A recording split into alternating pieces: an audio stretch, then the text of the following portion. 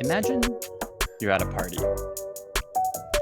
Amid the lively music and chatter of the gathering, you stand among a sea of faces, each one seemingly engaged in animated conversations. You try to crack a smile to mirror the enthusiasm of those around you. Look at how everyone's connecting, you think to yourself. I should be enjoying this too. You maneuver through clusters of people, making small talk with people you haven't seen in months. You do your best to provide the interview-safe responses to questions about how you've been. Somebody asks if you're having fun. You are not. Yet you say yes. Do they see through your facade? You thought it would be easy to meet people after moving to a big city, but you have a growing fear that you're an afterthought and a pity invite. Ooh, that's rough. The close friends you had growing up have all moved away, and your current relationships hang on by tired threads. You have a lot of friends, but not a lot of friends. Whoa. You're not invested in any interactions, and socialization feels like a chore. You're not present during the discussion about what people's favorite flavors of White Claw. You don't care whether someone's hair is considered brunette or dirty blonde. And you're not interested in this guy you just met's new dog. A mix of sadness and acceptance settles over you. You leave the party by yourself without saying goodbye. You get into an Uber and check the Instagram stories from the party. Oh, man. None of them feature you. You sink further into your seat, and you realize you are lonely and liberal.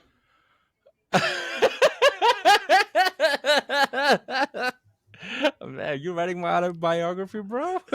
What the fuck? Get out of my head, dog.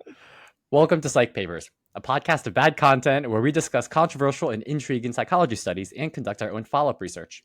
I'm Chris Cole. I have a PhD in psychology, and this is Joseph Taharin. I'm his lonely and liberal friend. Today's episode is about follow-up research we conducted based off of the Pit of Despair study we discussed last episode. The Pit of Despair was a device developed by Harry Harlow designed to induce depression in monkeys. It was basically a box that Harlow would put a monkey in, leaving them completely isolated from the outside world. The loneliness and isolation caused monkeys to become depressed, aggressive, and disturbed. So today's episode is all about loneliness and how it differs between groups of people. That episode was also the biggest bummer episode of all time. If you're looking to feel like emotions you don't necessarily want to feel while watching a YouTube video, that's the episode for you, I think. Yeah, that was an emotional episode. Whereas the others were like, oh, that's fucked up. This was like, ooh, this makes me sad. We surveyed over 600 people on their loneliness and examined how loneliness differs by the following groups. And so I'll describe the loneliness scale I used in a second. But after they filled out that loneliness scale that measures how lonely they are, I just asked people to indicate which of these categories that they belong to. So I asked them, whether or not they're a social media user. Yes or no? Do they consider themselves an active social media user? Are they religious? Yes, no. Are they introverts or extroverts? Are they liberal or conservative? Among all these groups. 624 participants were invited to a study on loneliness. I used the UCLA Loneliness Scale 6, which is a pretty well-validated, it's well used in psychology research to measure loneliness. It's usually, I think, 20 questions. I used an abbreviated version called the ULS6, which has 6 items. And it asks people to indicate how often they feel the way described in each statement from never to always. So the first one is, I lack companionship. I feel part of a group of friends. I feel left out. I feel isolated from others. I am unhappy being so withdrawn. And my favorite, Oh boy, people are around me, but not with me. Oh, I felt that. I felt that one. Oh, yeah. I mean, of course, I only laugh because they're like, oh my gosh, there has been previous loneliness studies, and there's a standard on how you can calculate that. Oh Oh yeah. man. Oh, you would be surprised. There are standardized, validated, reliable scales to measure like most emotions. Okay. Yeah. To identify where you fall in that spectrum of loneliness. Yep. Okay, so they filled out this scale. I averaged the items.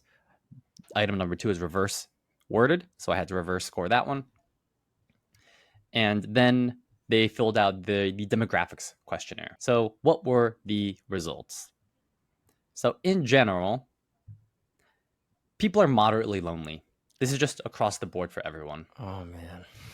So, we surveyed 624 people, and the average loneliness score, the mean was 1.71. This is a scale from 0 to 4. So, that's kind of close to the midpoint. So, loneliness is like a real thing, kind of across the board. I haven't for like a while checked out our TikTok, and I couldn't help but notice there were comments, Chris, in some of the more recent posts up to this recording, questioning your Yeah. questioning your Yeah. your research Yeah. skills, your data skills, Yeah. Chris. They Now, Yeah. I know. I know. I know you're not bothered by that at all. Now, Not at all. no, no, no. So is 600 significant enough? Because I know we run these through MTurk. Can Yes. someone say like, well, most people that spend online are probably lonely, and then people who are online also use MTurk. Is that an argument someone can use to kind of invalidate, or Yeah. is that one potential flaw in our research for this study, that our sampling size It is from is. MTurk? Okay. Yeah. Yeah. Yeah. There's always going to be a bias of, because there are going to be people that will never take a survey, will never participate in a study, and those Mm-hmm. people are unreachable. And maybe those are the people that like you really need to be studying. Mm-hmm. MTurk, I figure if it's good enough for academia, it's good enough for bad content. Got it. Okay. Well, I'm sure you let the Yep. TikTok Yep. commenters know about that. Especially for MTurk, if you're trying to make like generalizations to the population, like you wouldn't use MTurk for like political polling, because I'm Mm-hmm. pretty sure MTurk skews more liberal. So there's going to be more people on the left using MTurk. So you wouldn't use that for political polling.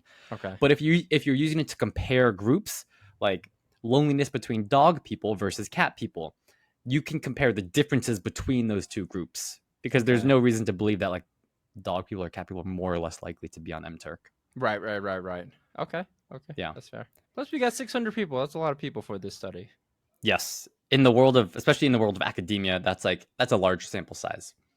Usually for polling, when you're doing like political polling, even usually 1,000 is the magic number where you can generalize from 1,000 people. You can generalize like a state from 1,000 people, because once they've shown with stats that kind of even if you collect more data after 1,000, it doesn't significantly change the results. All right.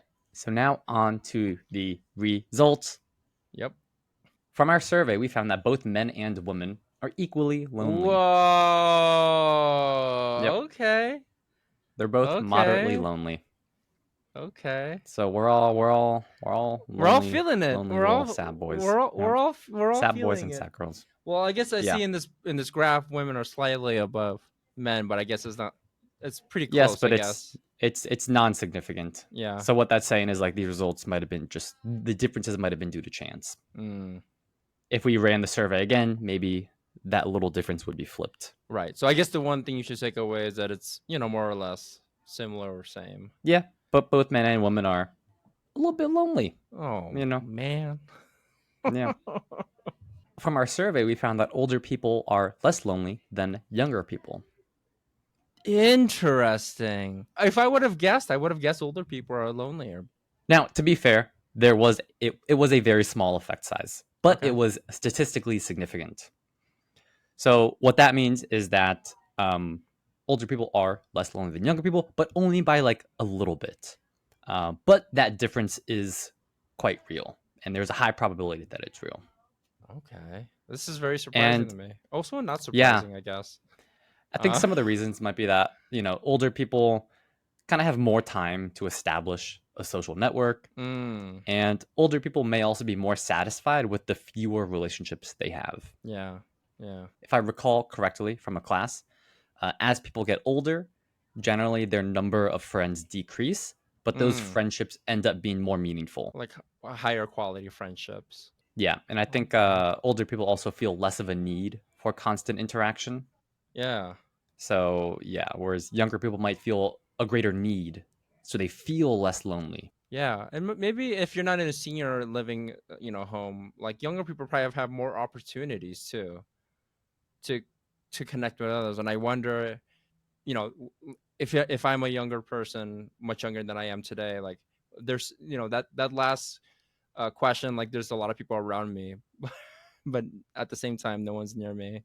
Maybe People that, are around me, but not with me. yeah, maybe that hits. Maybe that hits. Yeah. Yeah, I'm sure younger people are also having a lot more fleeting interactions, people that they know just for a short period of time, people that they meet at events and then they just never see again, or friendships that last, just because we lived on the same floor, like at Yeah. university or Just because we went to something. the same high school. Yeah. Yeah, yeah, That's a good point. The friendships you have in your your adult after school, um, post undergrad, those friendships are so different from the ones that you have while you were in high school. Um, because you don't need to be friends. Like there's no need. Like we don't have to seek out friendship. But like in high school, it's like yeah, we're friends because we see each other every day. you're in the Uh, same class, yeah, and it's effortless. there's no one else in the class that you're even remotely close with, so yeah, you kind of become friends with this person. Yeah, yeah, yeah. The only situation that appears again is in work, but also in work, like you don't have to be friends with your coworkers. You don't have to like go do happy hour with them or build relationships with them outside of you know your Yeah, work you're duties. there for a function, and Mm-hmm. that's all you need to do. Mm-hmm. From our survey, we found that both religious and non-religious people are equally lonely. That is surprising to me. As we Yeah, talked about in previous episodes, religious people probably have a higher likelihood of having a community, right? Because church is all about yeah, meeting people it's all every about week. community. Yeah, Yeah, so that's surprising to me that they're equally yeah, lonely. it is. It is for me as well. Yeah, they were both moderately lonely. The difference was non-significant. So I wonder why. Maybe like we have yeah, talked about earlier, maybe the friendships you have at church, maybe those are also fleeting, yeah, it potentially. could be. It could be like this new kind of type of religious person where it's like, yes, they're religious, but they don't go to church Mm. and they're not, practicing, daily or weekly, but they are Mm. religious. But it doesn't make up their social life. You're right. You're right. Yeah, I was making like a lot of assumptions. Yeah, just because you're religious doesn't necessarily mean you go to an establishment, right? Physical or otherwise. In news that surprises no one, we found that introverts are lonelier than Whoa! extroverts. No way! Yeah, No way. way! You're Yes. saying? So you saying the group of people that are like less likely to talk to others on their own volition are more likely to be lonelier than the other group? Yes, there was a small to medium effect size, a D of 0.37. That's small, mediumish, in between. Significant difference. And yeah, it might be that, you know, I I actually could have seen it going either way, because I could have seen that extroverts feel greater need for social Mm. interaction, whereas introverts are more okay with being on their own. Mm. So Mm. I could have seen the results going either way. Yeah, because you have a lot of acquaintances doesn't necessarily mean there's Yeah. closeness in those relationships, right? Or Mm-hmm. just yeah. Because I'm sure introverts, even if they're lonelier, I would put money that they probably have like a closer like friend group or inner circle, and not Yeah. as maybe as few as the extroverts. With these results, introverts being more lonelier than extroverts, there also may be misaligned social norms. So in many societies, extroverted behaviors are often valued and seen as the norm. Introverts might feel pressured to conform to extroverted behaviors, Mm. leading to a sense of not fitting in or being understood, contributing to the loneliness. When you mentioned that little anecdote, a little narrative you described in the beginning, that's like me at a social networking event. Yeah. And like your example right now, you used to explain that. Like I feel like introverts having to do social networking is like, oh god, I don't have a job. I have to like fucking meet other people. Such a drag. I find those events so like taxing to do Yeah. because it feels Yep. so inauthentic and like artificial and like Yep. I don't know. I don't feel like I get anything from these interactions. Um, other than well, it's more transactional, right? Because I'm like we're trying to like make connections that potentially lead to an opportunity, and it's I don't know. Yeah. Yeah. It's more tiring. It's work. Yeah, It's it is work. effortful. Yeah, yeah. The joke is that is work in and of itself. Our survey found that liberals and conservatives are equally lonely. Whoa! I don't know where I would have gone with this one, honestly. Yeah. Yeah. I don't know. You could kind of make a lot of comparisons, like, whether or not they're more or less likely to live in urban environments or rural environments, cities, or, kind of towns. The type of communities that they have, being more religious, but we saw that there's no difference there. Yeah. Um, yeah, so it seems like the differences that we think exist between people are a lot less, extreme than we think they are. Wait, why did you name this episode "Lonely and Liberal Person"? Is there like a reason to that? I thought it was funny. That's it. Okay. I I came up with that before I saw the results. You didn't want to change. You're like, nope. I didn't want to change it. I didn't want to change it. But because I was like, fuck, it would have been so much better if liberals were lonelier than conservatives, because then it would have been perfect. I was like, fuck.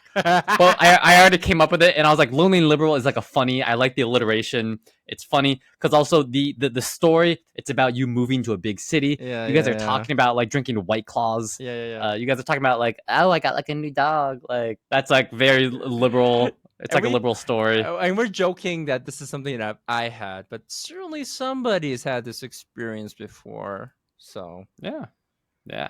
Bro, when I somebody. was writing that story, I was thinking about my life. Okay, that's what I was alluding to. Yeah. all of those examples were conversations that I had on Tuesday. This guy just got a new dog. They were talking about hair color and mango White Claw. I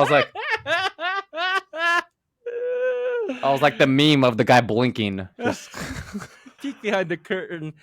But of course, I'm such a fucking phony though. I'm so fake because he's telling me about his new dog. I'm like, oh my god, how big is it gonna get?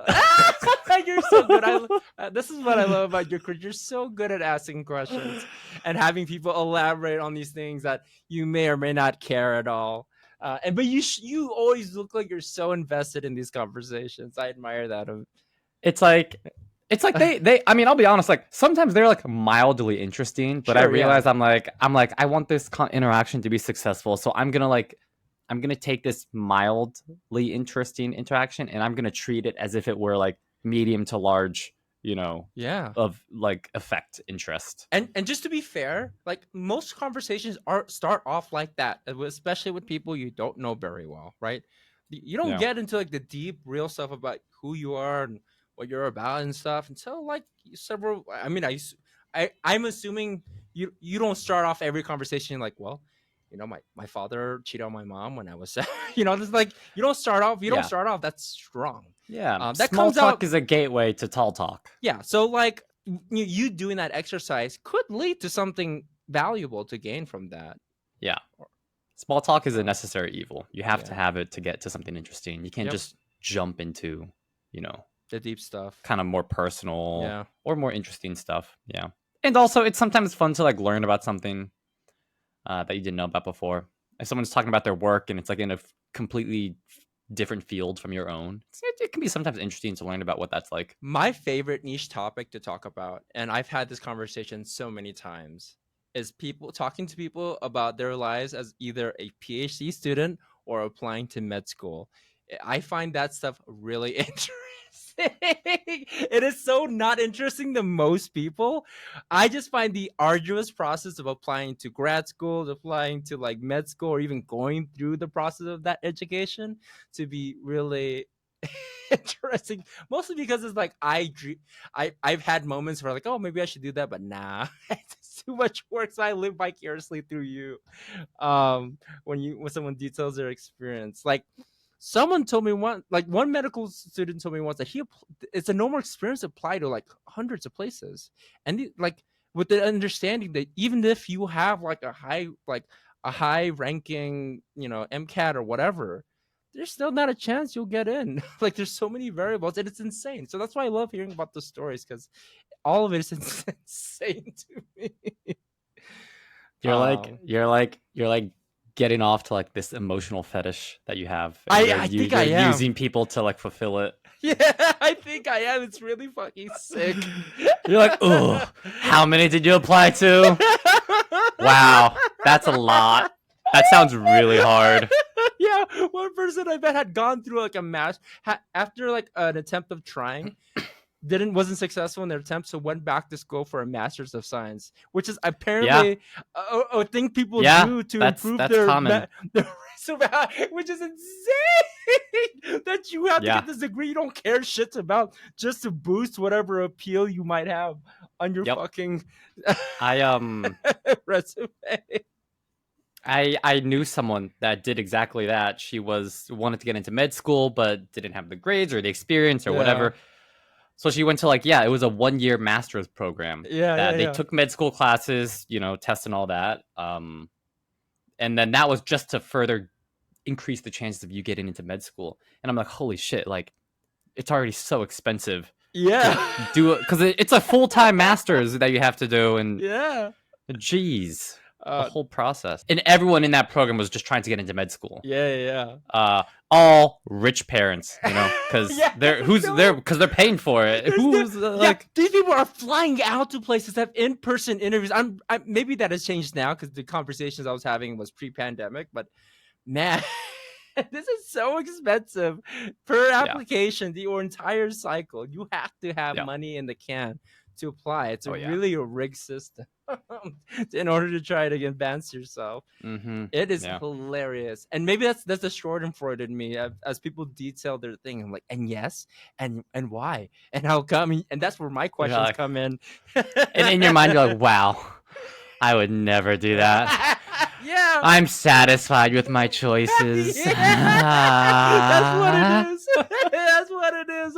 I'm learning about myself in this podcast. Yeah, That's exactly what's happening. yeah, that's Oh fucked up, man. man, yeah, a little bit maybe. From our survey, we found that rural dwellers are slightly lonelier than city dwellers. Hmm. People that live in rural areas are slightly lonelier than people that live in urban cities. This was a significant but small effect. Yeah. So it's saying the difference most likely is there, but that difference is small. Okay. Yeah, this is another one that you could have. I feel like you couldn't have gone either way. Yeah. Like rural communities might be smaller, but might be more tight knit, versus urban ones where maybe the relationships aren't like we've established before. Maybe you meet more people, Yeah. but the relationships aren't as significant or quality. I have a suspicion that social media has changed this dynamic. I think maybe before social media, it was what you were saying, where rural dwellers were probably less lonely because they had a tighter knit community. But I think with social media, people that are living in rural areas are seeing a ton of posts of like friends and going to events and just like this amazing life, and they're feeling a greater need to be that social. Whereas before they didn't feel that need because they didn't see it because social media didn't exist. Our survey found that non-social media users are slightly lonelier than social media users. Whoa. This was a significant difference, statistically significant difference, smallish effect size, but the difference is there.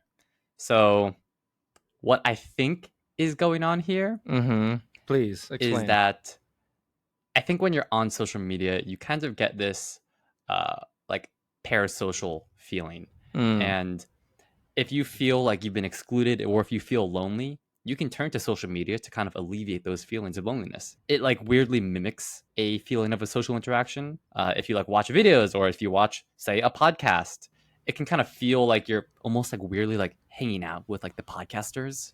And it can kind of alleviate some loneliness. That's what I think is going on here. Our survey found that cat people and dog people are equally lonely. What? This was so there was a p of 0.1 here. For it to be Yeah. considered statistically significant, it has to be less than 0.05. It was 0.1. So almost, maybe, I don't know. Um, Directionally, cat people were slightly lonelier than Okay. dog people, but not significant. So not going to Yeah. try to draw any conclusions there. Um, but it's true.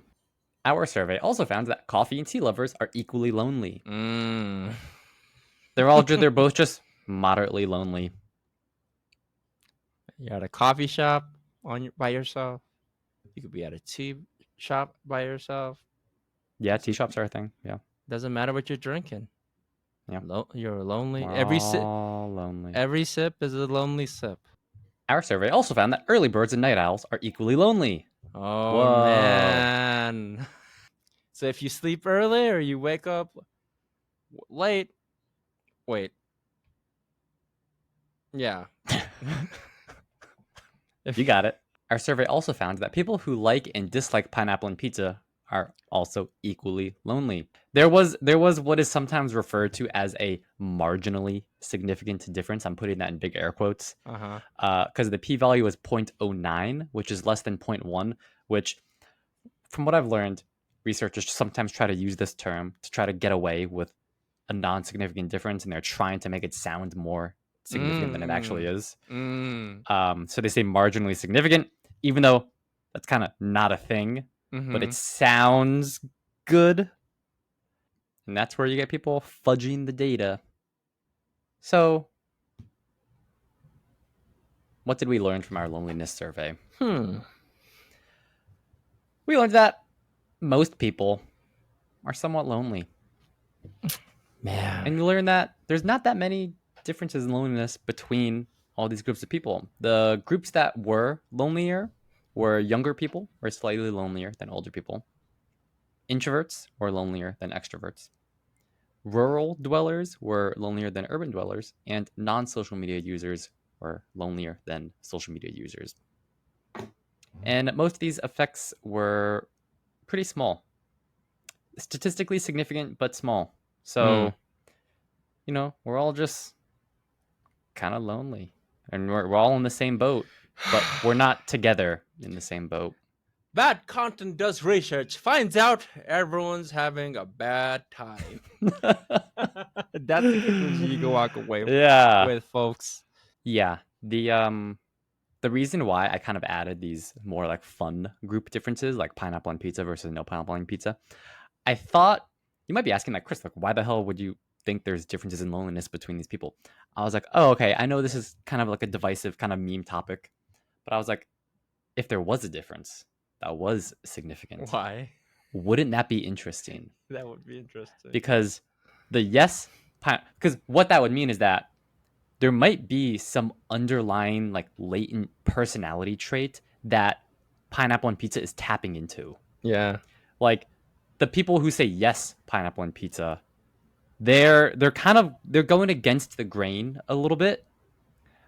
So that might correspond with like some common or shared personality trait or attribute or something about them Sure, yeah. that we might have been able to tap into with the survey. But we're all just lonely, Alas.